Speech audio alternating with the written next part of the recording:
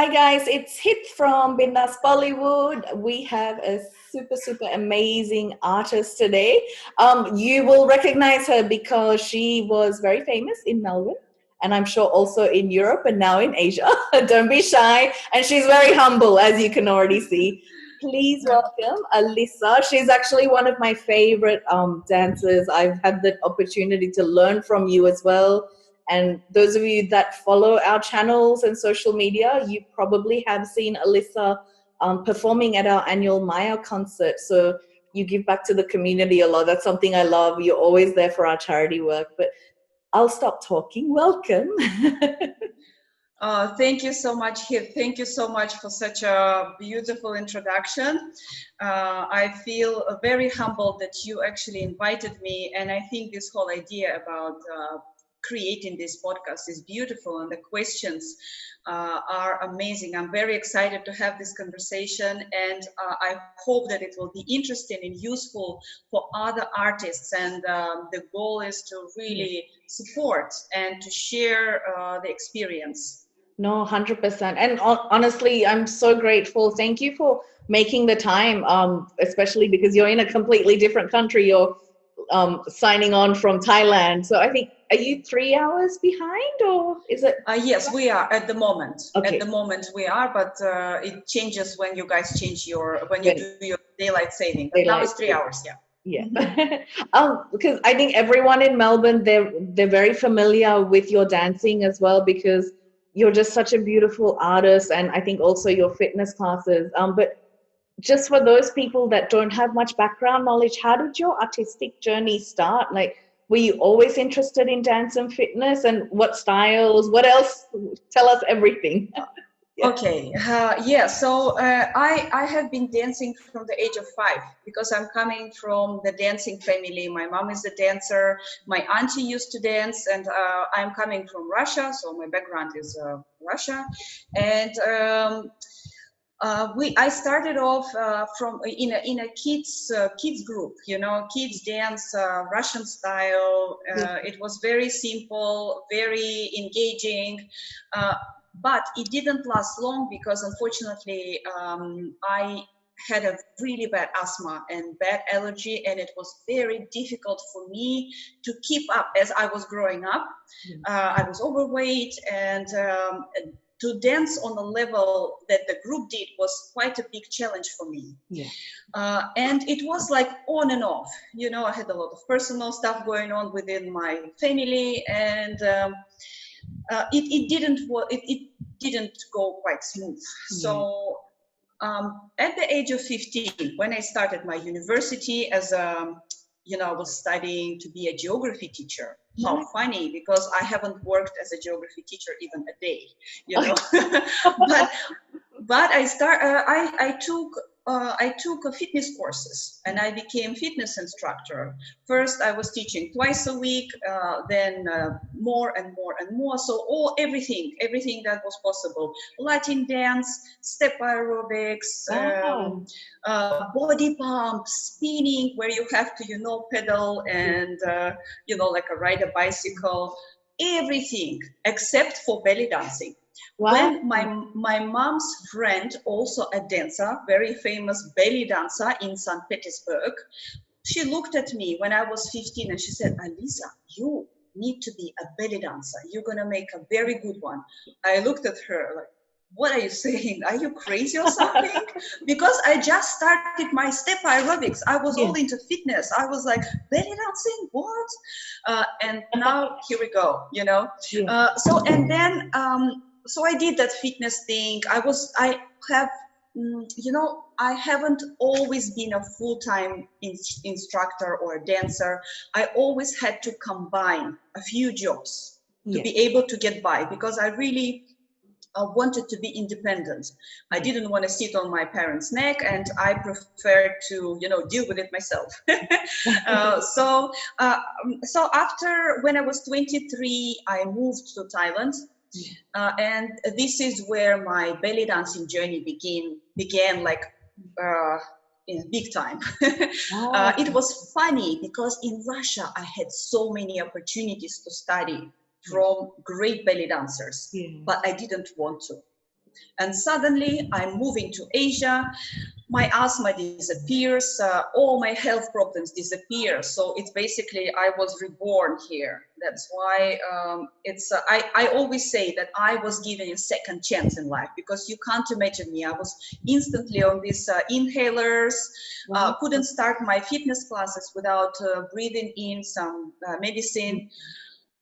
And suddenly it all disappears, and I'm like, wow, yes, I want to dance, I want to live. And I started learning belly dancing by YouTube, because there were no Wow. teachers, no schools in Thailand. So I'm a complete self-starter, Wow. learned from YouTube, and I'm not ashamed of it. Yes, I never had, like a proper let's say serious guidance, and a lot of stuff I learned from there. And the festivals and competitions and performances started way later. Yeah. Yeah. Wow. And here in Thailand, me and mom, we opened a dance school. But Yeah. first of all, her, of course, I was just, a support group. Yes, and this is how it started. And then I shifted to Australia in 2012, and I started dancing at restaurants, parties, events, started teaching belly dance classes, attending workshop festivals, etc. Yeah. And since then, I was able to become a full-time dancer, and to maintain Yeah. lots of movement throughout my days. Yeah, Wow. something like that. Oh my gosh, it's such a beautiful journey. Like because like you said, you had the opportunity to learn in Russia, but I mean health issues as well. And it's amazing how moving to a different part of the world can do so much for your inner health, like physical and mental health as well. Like it's brilliant. And you've moved back, like it's kind of like you've done a full circle of life. You've gone back to Thailand where you were reborn, as you said. Yeah. Yeah, something like that. But I feel definitely very much connected to this place, and I feel I might sound crazy, but all the colors, the nature, the smell of the air feels very bright to me here. Yeah.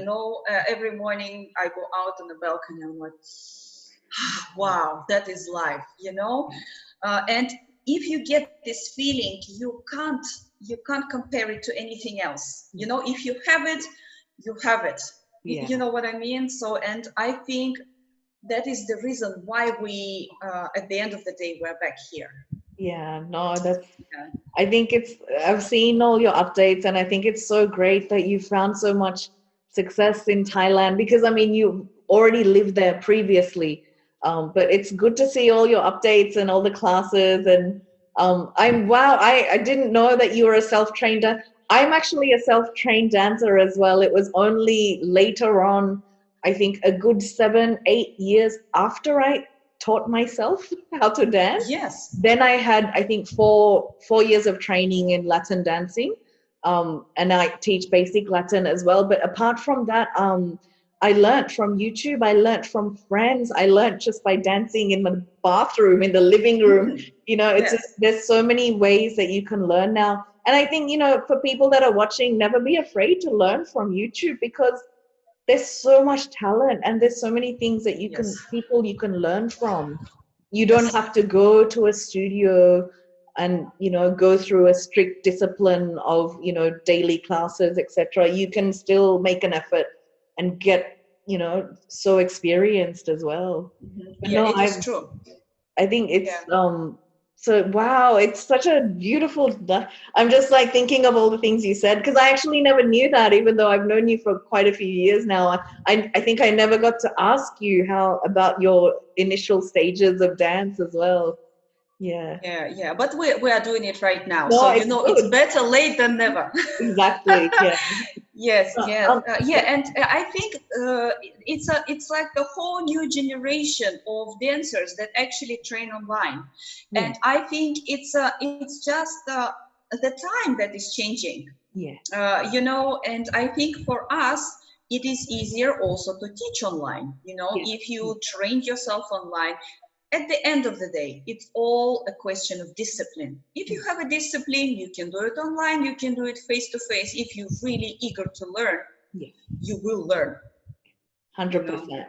Yeah, Yeah. exactly. And I think also, I think even in my last, I was interviewing some musicians in Melbourne, and their podcast came out, I think, the week before last, and we were discussing that, you know, this generation has so much more access because they have access to YouTube. Like growing up, YouTube wasn't around. We didn't even have email till I was about, I think, 17, 18 years old. And so it was, people have so much access now and so many different ways they can learn online, and, you know, not just YouTube.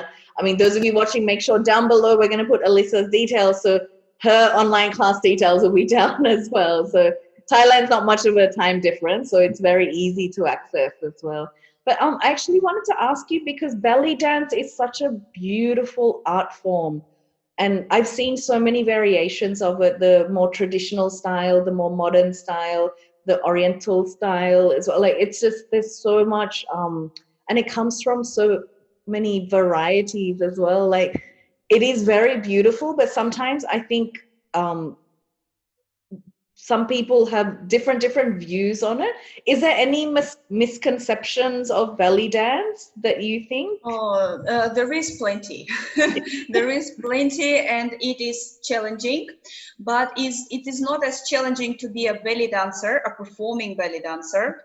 So we don't talk about teachers right now, because teachers is an absolutely different category. We talk about a dancer who puts a three-piece costume, right? Exposes herself and goes out dancing in the crowd, right? It is more easy to be a belly dancer somewhere on the West or in Australia than it is to be a belly dancer in the Middle East. Yeah, so belly dance term itself is a little bit, you know, suggestive, if I could say, and we often, I call it belly dance, you know, because I know the background, I know the history, I know, like, why is that? So there was a French term, danse de ventre, means dance of the belly. Okay. Yes, and that happened approximately in the end of the 19th century. So the term belly dance is quite a new term. Okay. Yes, it has not been around for thousands of years, although the dance is in a different forms. The dance is very ancient, yes, but revealing costumes, the three-piece costume as we know it, right? The bra, the belt, and the skirt with the exposed waistline and the belly is mostly coming from not from Egypt. It is coming from Hollywood. It is coming from the US. It is coming from somewhere else. Yeah. Yes, and in belly dance, there are many different substyles. Yeah. We have belly dance, which is also in Egypt they call raqs sharqi, which means literally Oriental dance. Yeah. Yes, and we have a less formal. So raqs sharqi is that formal, graceful style that they were performing back in the beginning of 20th century at the casinos, at the very high-profile places. Yeah. For foreigners, for the elite, layer of people, yeah. And to be a dancer in Egypt is to have many problems. It means that you most likely will not be accepted by your family. You will be judged by many people, by your friends. Men can't belly dance in Egypt openly. They only can dance in the family, inside the house, and no one should see it, because belly dance itself has suggestive movements of the pelvic, of the rib cage, you know, these flowing wave-like movements. It is quite sensual, right? But the other part that not everyone knows of is folk dancing. Yes, it's a dance of regions of Egypt, like Saidi and Nubian dance, the Lebanese Dakke, which is very manly, and I adore it because it looks so manly. It's like a fiery dance, and there's a lot of footwork, and it's a great workout. Yeah. Yeah, so it has a lot of layers, and people, without knowing the layers, start judging.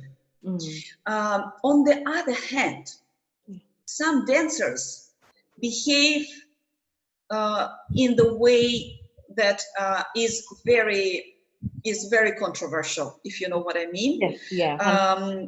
They take it further Yeah. from the performance, and this is the truth in Egypt. This happens a lot. Yeah. Yes, so and we can't deny that. Even famous dancers do that. You know, I voice it. I'm not afraid. Yes, because this is the truth. And I find that, of course, in Australia or on the West, in Western countries, in Europe, it is much safer to be a belly dancer. Because of the female rights. No one has ever touched me when I was performing, and I performed in many places, in super different settings, you know, at private houses, at restaurants, even you know, like a few hours drive from Melbourne, some you know, unimaginary places, because I loved my job so much, and it was a lot of fun. Now I have a lot of things to remember, and I laugh about it. And I felt every time very safe. I have never been in Cairo. I have never been to Cairo. And but from what I've learned and from what I heard, it is a little bit more dangerous to perform there. All the famous dancers, all their really like top dancers, they normally always have manager with them, or they have a security, so they don't walk around like we did in Melbourne. You know, you just can't do that. Yes, and very often they stand there and they watch their performance. They make sure that everyone is safe. Yes, because you never know. Even here in Thailand, you know, I would not go anywhere, you know, just wherever. Like I would always make sure that it's a high-profile event, that it's a high-profile wedding or a birthday party in a beautiful hotel, that I have a manager who will take care of the party, you know, the manager of the event. And I'm always making sure that I will be safe, because it's not that safe as in Australia. So I think belly dancers in Australia are very lucky. And the second misconception is that it's easy to belly dance. It is not easy. Not easy. Tell me. Oh my God. It is not easy. There were days when I've taken numerous classes from you, outdoor ones, indoor ones. You've come to the Bindaas classes and taught for us as well. And every time I've learnt from you, I feel amazing. But it is very difficult, the techniques. And I think that is definitely a big misconception. People just think, oh, it's about shaking your belly or doing the shimmy or shaking your hips. It's nothing. I mean, obviously there are similarities, but the techniques are very difficult. And my body hurt in ways that I've never hurt before. And I work out, I do dancing, and I just could not imagine, why is this part of me hurting? I didn't even know this muscle existed. It's very difficult, but it is so beautiful. And I'm practicing, so hopefully next time we meet face to face, you'll be proud. Oh yeah. Oh, I will be proud for sure, because the way how you own your body is amazing. And you know what I really, really like about your dance style, that you are very energetic. You know, for me, it is very important when I watch a dancer. I appreciate technique. I love technique, but if you only have a technique and have no energy, it's empty, you know. And I really appreciate, first of all, thank you so much for inviting me to teach, because your people are amazing. You know, I had so much fun there. It was so beautiful, and the studio is great. The atmosphere was great, and your annual concerts that you are organizing First of all, you are incredibly helping the community, and every time the vibe was crazy. It was so good. It was colorful. It was, I was enjoying every single time we performed there. It was definitely a highlight to perform with my group, and to have a beautiful stage and beautiful artists around you. It's very, very, I appreciate these moments now even more. Yeah, no, hopefully, I mean, I'm sure we'll cross paths again, whether it's in Yes, Melbourne or Thailand. So, yes. Oh, speaking hopefully, of yes. Thailand, actually, I know you touched on this before, but is there any other major differences in the industry, like not just in belly dance? Because I know you do Zumba fitness and other things as well. Like, is there much of a difference between Thailand and Melbourne and even like Russia? Like, how do you? What's the main challenge, like changes? Yes. Yeah. Well, these all the communities are super different. Yeah. Belly dance community and Zumba community. This is like different worlds. Yeah. What I really like about Zumba people, doesn't matter where you are from, Yes. you are part of the community. Yeah.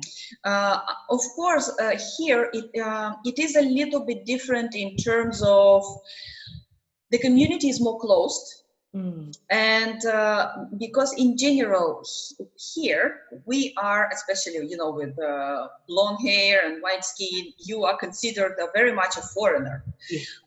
And sometimes people are a little bit anxious to accept you or to invite you to cover their classes. Okay. Because they have to have a little bit, let's say, an open mindset. But it's sometimes it doesn't happen. But because I live in a let's say in a very touristic place, and the community is very international, we are very much connected. Yes, and I know that there are people that I can count on. So that's great. I find it with Zumba community, it's very open and very inviting and very positive, and there is nearly no competition. Because everyone has different flavor. Everyone is just doing the best they can, sharing the best they can. I think especially in this moment right now, we really do the best we can. There is no other way you can handle this situation. Yes. Exactly. And in Melbourne it was beautiful. Oh my gosh, the Zumba people are amazing. I have so many different friends from all the areas of Melbourne, and it was so enjoyable because everyone was so friendly and so accepting and so energized. And talking about belly dance community, actually, it's very the people are very friendly in Melbourne. Very competitive though, but friendly. I mean, it is normal. I think this kind of industry has to be competitive. I have no issues with that. Everyone minds their own business. That's true. But we support each other when we can. Yeah, no, 100%. So, same in Asia. Is Russia very similar to Australia in that sense, like with the fitness classes? I think in Russia, they take it to another level. Okay. In a good way or bad way? It's just, they say about us that we are born dancing. That Russian people dance in mom's belly, because I always say it is so cold in Russia that the only way to survive, you have to move. You have to move your body, you have to dance. And it's how I should say, Russian people are cold outside. We look cold. And I can't tell you how many times I have heard this remark about Russian people. Oh, you're cold, you're not friendly, you are very, you have poker face all the time. Yes, I agree, that's true. But we are warm inside. Yes, that's right. If we know you, if we trust you, we will give our soul to you. That's how Russian people are. Sometimes there is no balance in it. but that's how it is. Yeah. And it reflects a lot in dance. Okay. And that's why very often, and I know that some other countries hate Slavic people for this. When Slavic dancer goes, I say Slavic because we are very similar. Yeah. You know, like Ukrainian, Belarus, Polish, Yeah. you know, all these countries, Czech Republic. When Slavic dancer goes on stage, most likely she will have amazing energy, and it doesn't matter what she does on stage. Yeah. She will be loved. Yeah. You know, she will evoke some certain emotions. You know, the most important part, I think, for an artist is to evoke the feelings, to jump in the heart of the audience and dance in their heart. You know, so that's what Russian dancers do most of the time. But unfortunately, in Russian belly dance industry, there is a lot of focus right now on the appearance, expensive costumes, shiny costumes. You can't look at the costume; it's so shiny. Oh wow! Lots of makeup. You know, always hair extensions. So I can't tell you how much money they spend to look in a certain way. I think, in my opinion, I don't judge, but I think, in my opinion, you should be a personality first of all. That is number one. You should be a strong personality with strong message that you send with your dance to the audience. That is number one. Costume and all those bling blings come next. Yeah. I noticed that at some point there is no balance in this one, and competitions, of course. Russian people are crazy about competitions. In Australia, there were barely any belly dance competitions because the community is very strong. They're all connected, and for some reason, I guess it's the mindset is not competitive at all. In you know, they prefer to learn, to attend workshops, to learn about culture, to learn about traditions. They like to be very knowledgeable, which is really great, but not competitive in terms of, you know, who dances better. In Russia, people like to compete. Asian community also very competitive, and they like to compete, but very friendly. Yeah. You can compete, but you will still be standing backstage and laughing at something together. You know, it's like that. Yeah. Oh, that's beautiful to hear the differences, though. Honestly, it's because I think if you haven't lived outside of Australia or Asia or Europe, like, you probably won't hear these things until you hear it from a actual professional dancer, because sometimes people just assume, yeah, everywhere's the same, everywhere's competitive, or everywhere's laid back. I think in Australia we tend to be very, very laid back. Yeah. You know, actually, maybe, but I find, because now, since I'm, you know, back to Thailand, I can feel that there is a lot of dancing going on, like especially in Sydney and Melbourne. It's a lot, you know, starting from even social dancing, you know, like salsa, bachata, and merengue, all these social dance parties. Before the quarantine, it used to be every day you could go, starting from Monday to Sunday.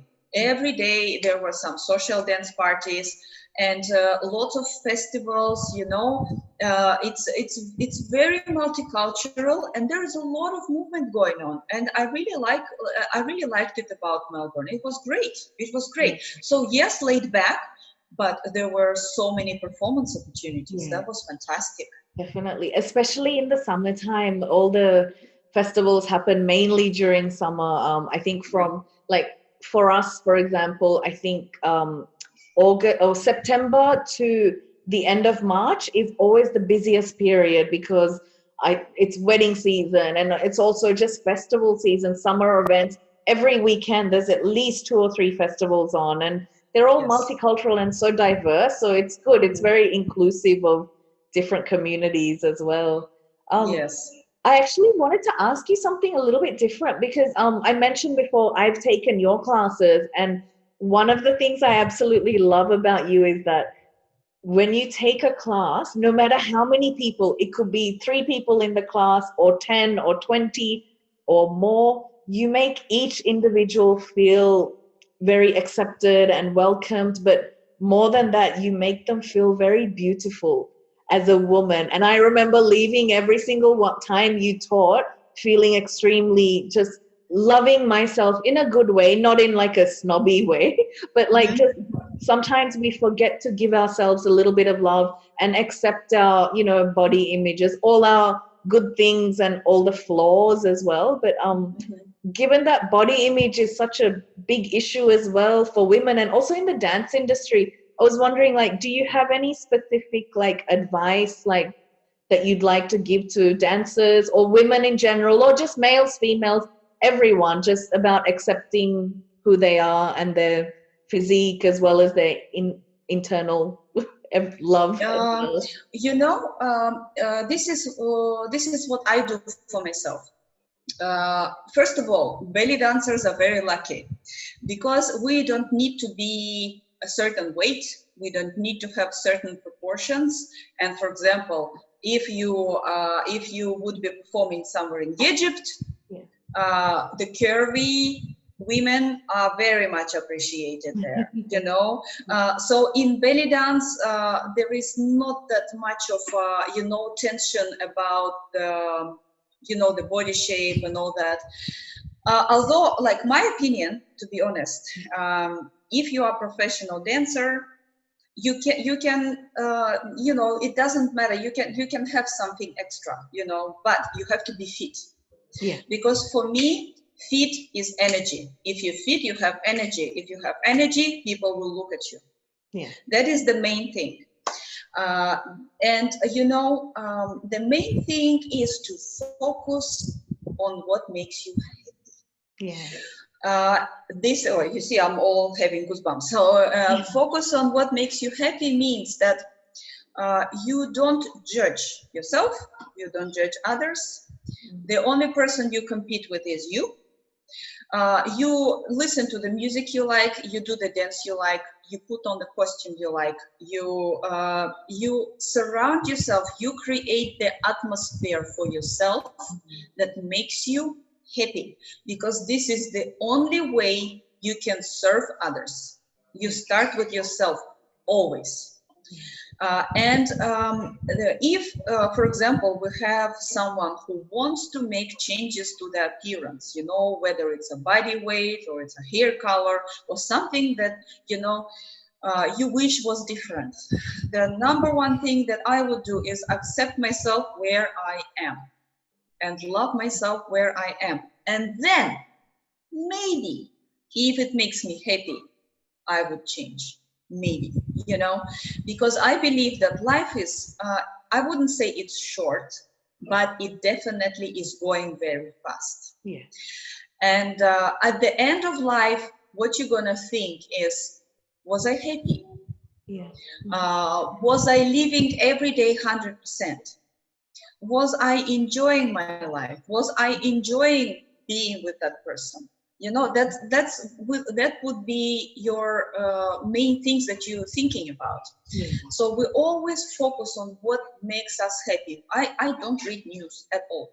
I don't I'm completely in my shell, doing doing what makes me happy. I don't care what other people think, because I have beautiful people that surround me, supportive people, and I'm maximum, because I know that my students need my energy, my family needs my energy, and it is my responsibility to be happy and healthy, so I could give that energy to others if they are ready to accept it and if they need it.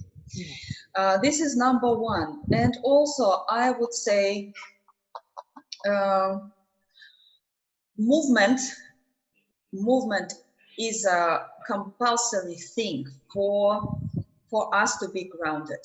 It can be any kind of movement. It can be belly dance, it can be Bollywood dance, or Bhangra, or classical ballet, or doing some weights at the gym, doing Zumba, whatever. You need to find your happy movement. and it will save your life when you are in a critical emotional situation, because mind-body connection is our everything. You can sit and meditate, but unfortunately it won't change a lot, because you need to be present in your body. You need to have a strong physique if you want to have strong emotional health. I believe in this, and it worked for me. Yeah. Yes. No, thank you so much. It's really interesting to hear. I ask that question a lot in all the podcasts that we do, just because we have so many of our students tuning in, and a lot of the students sometimes, majority of them, they're at that age where they're changing a lot. They're seeing so many different things and they start judging themselves. And I always say to them, you need to learn to love yourself and what you can do, and also what you can improve and what you can put your time and energy into, and exactly everything you said about happiness. So sometimes I ask this on purpose because I think they hear it from me all the time. And I'm sure they listen to me, but it's always good to hear it from, people, other professionals in the industry as well. So thank you so much for saying that so beautifully. But I 100% agree, like movement does monumental things for the mind body connection. It just, I think, Yes. I can't even tell you the amount of times I've been in a life crisis or a very long period of anxiety or depression, and dancing's the only thing that's actually been there stable. Everything else seems to come and go, but the stage, the ground, never disappoints you. That movement is something that you can do for yourself, as well, without having To external perform factors it, involved. yes. Yeah. Yes. But no, thank you so much, Alisa. We've actually run out of time, but we have one last thing. It's more of a fun thing. So it's a little bit Okay. of a game. It's 30 seconds, so it won't take long. So basically, I'm going to say one word, and you say the first thing that comes to your head. So Let's do this. so it's better the first thing. So don't even think whatever your heart says, whatever you want to say, just say it. Okay, let's go. Melbourne. Love. Russia. Beautiful people. Thailand. Life. Dance. Life and joy. Pineapple. Yellow. Sorry, I thought I'd throw in an odd one. Beach. Oh, energy. Exactly. Beauty. Beauty. Oh my gosh. Beauty. Beauty. Soul. Balance. A ballet. Ballet. Like a ballet as an art. Oh, sorry, balance. Balance. I can't Balance. talk English properly sometimes. Balance. Oh, balance is the art of life. Wow, that's beautiful. I think I'll use that line in a quote. Last one, happiness. Being with people you love, doing what you love. Oh, beautifully said. No, honestly, thank you so much. Honestly, I think everyone's going to love your podcast. Like just speak beautifully as well. And you speak from your heart. That's what I love. Thank you. Thank you so much. But everyone, those of you that are listening, check down below. Make sure to follow all of Alisa's socials. Get in touch with her directly if you want to book in for her classes. So as I said, not much of a time difference between Melbourne and Thailand, so it'll be great. Thank you so much, Alisa. Hopefully we can cross paths very, very soon.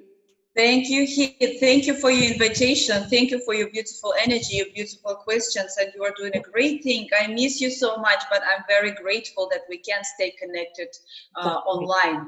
And hopefully one day we see each other again, and keep it up. You're amazing with, how you're handling the situation. I wish you lots of beautiful and grateful students, lots of happy dancing. Doesn't matter where, in your living room, on the stage, just keep going. Thank you so much. Thank you. Take care.